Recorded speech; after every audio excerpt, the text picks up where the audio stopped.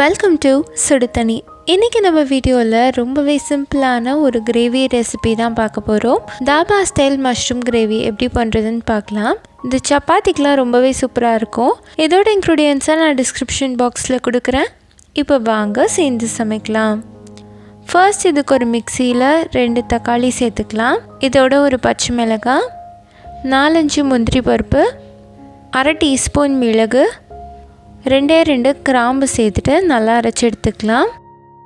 நல்லா ஸ்மூத்தாக அரைச்சிக்கோங்க. இது இருக்கட்டும். அடுத்து ஒரு பேனில் 1 டேபிள் ஸ்பூன் எண்ணெய் சேர்த்துக்கலாம். இதில் 200 கிராம் மஷ்ரூம் சேர்த்துக்கிறேன். இந்த மாதிரி ஸ்லைஸாக கட் பண்ணி சேர்த்துக்கோங்க. சேர்த்துட்டு நல்லா சாட்டே பண்ணிடலாம். 200 கிராம் மஷ்ரூம் ரொம்ப நிறையா இருக்கும்னு நினைக்க வேண்டாம். இது நல்லா சுருங்கி வந்துடும். மஷ்ரூம் ஜென்ரலாகவே கிரேவியோடு கடிச்சு சாப்பிட்றதுக்கு ரொம்பவே நல்லாயிருக்கும். ரொம்ப கம்மியான அளவு மஷ்ரூம் போட்டால் அது மஷ்ரூம் கிரேவி மாதிரியே இருக்காது. ஸோ உங்கள் ஃபேமிலிக்கு மட்டும் நீங்கள் செய்கிறீங்க அப்படின்னா ஒரு 200 கிராம் அது மினிமம் சேர்த்துக்கோங்க. மஷ்ரூம் இப்போ நிறையா இருக்கிற மாதிரி இருக்கும். இப்போ பார்த்திங்கன்னா கொஞ்சம் கொஞ்சமாக தண்ணி ரிலீஸ் ஆகி நல்லா சுருங்கி வந்துடும். இந்த தண்ணியெல்லாம் வற்றினதுக்கப்புறமா நம்ம இதை எடுத்து தனியாக வச்சிடலாம். இப்போது இது ரெடி ஆகிடுச்சு. இதை எடுத்து தனியாக வச்சுருங்க.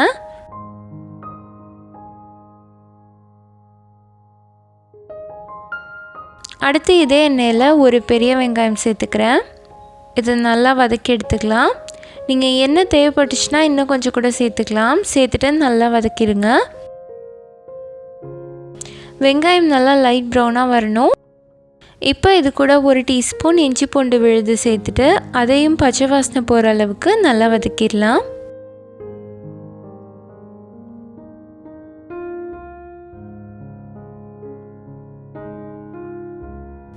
இது ரெண்டும் நல்லா வதங்கி வந்ததுக்கப்புறமா இதில் நம்ம அரைச்சி வச்சுருக்க பேஸ்ட்டை சேர்த்துடலாம். சேர்த்துட்டு மிக்ஸி அலசி அந்த தண்ணியை சேர்த்துக்கோங்க. இது கொஞ்சம் தண்ணியாக இருந்தால் கூட பரவாயில்ல. நல்லா கொதிக்க வைங்க.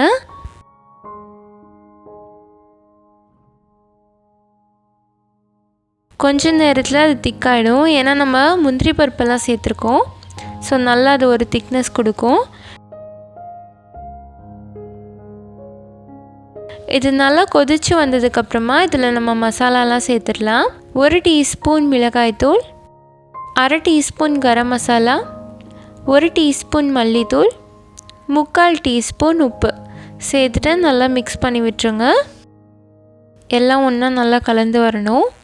இது ஒரு 5 நிமிஷம் மட்டும் நம்ம வேக விட்டுடலாம்.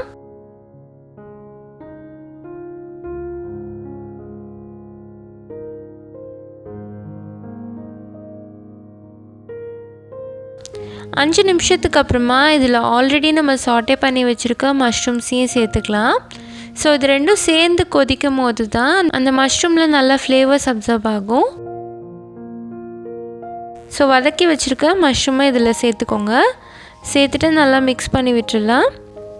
தேவைப்பட்டுச்சுன்னா கொஞ்சமாக தண்ணி கூட சேர்த்துக்கோங்க. சேர்த்துட்டு நல்லா கொதிக்க விட்டுருங்க.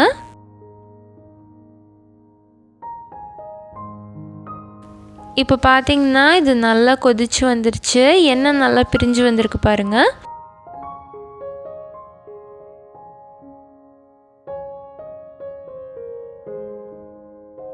இதில் லாஸ்ட்டாக நம்ம கொத்தமல்லி தழை சேர்த்துக்கலாம். அவ்வளோதான், நம்மளோட தாபா ஸ்டைல் மஷ்ரூம் கிரேவி இப்போ சூப்பராக ரெடி ஆகிடுச்சு. ரொம்ப சிம்பிளான இன்க்ரீடியன்ஸ் வச்சு ஒரு சூப்பரான கிரேவி நம்ம பண்ணியிருக்கோம். இது சப்பாத்தி ரொட்டிக்கு மட்டும் இல்லை, கீ ரைஸ் கூட ரொம்பவே நல்லாயிருக்கும். இது கண்டிப்பாக ஒரு நோ ஃபெயில் ரெசிபின்னு தான் சொல்லுவேன். நீங்களும் இதே மாதிரி இதை ட்ரை பண்ணி பார்த்துட்டு எப்படி இருந்துச்சுன்னு சொல்லி கமெண்ட்டில் சொல்லுங்கள். இந்த வீடியோ உங்களுக்கு பிடிச்சிருந்தா லைக் பண்ணுங்கள். சுடுதண்ணி சேனலை சப்ஸ்கிரைப் பண்ணுங்கள். தேங்க்யூ.